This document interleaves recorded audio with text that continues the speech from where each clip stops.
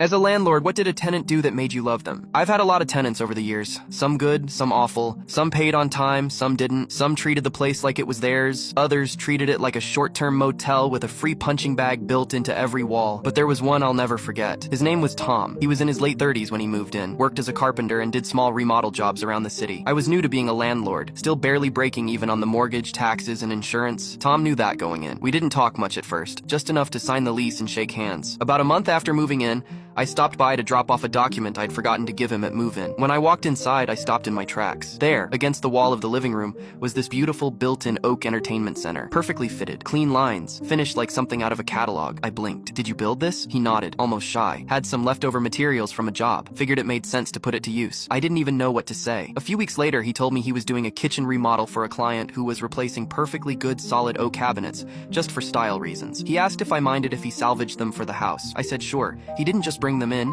He installed them, refinished the hardware, even reconfigured the layout to be more functional. I came over a couple days later and it looked like a whole new kitchen. I offered to compensate him, but he waved it off. "I live here," he said. "Might as well make it nicer for myself." So I bought him upgraded appliances. It was the least I could do. That was just the beginning. Over the next few years, anytime he came across something worth salvaging from a job site, light fixtures, closet shelving, stair railings, fireplace mantles, he'd bring them back and install them, free of charge. He even built custom shelves in the garage and turned part of it into a fully enclosed laundry room with walls, proper plumbing, and ventilation. I gave him a free month's rent to cover the material cost for that one. He didn't ask. I insisted. What amazed me most was, despite everything he did, he never treated it like I owed him. No requests, no complaints. In the 4.5 years he lived there, I never once got a maintenance call. If something broke, he fixed it himself. He just took pride in where he lived, even if he didn't own it. But life's not always clean-cut. Tom had a checkered past, a few run-ins with the law. Sometimes he'd disappear for a few weeks, and I'd later find out he'd been locked up. He always came back, kept to himself, and caught up on rent as soon as he could. I never threatened eviction. I knew the kind of value he was bringing, not just financially.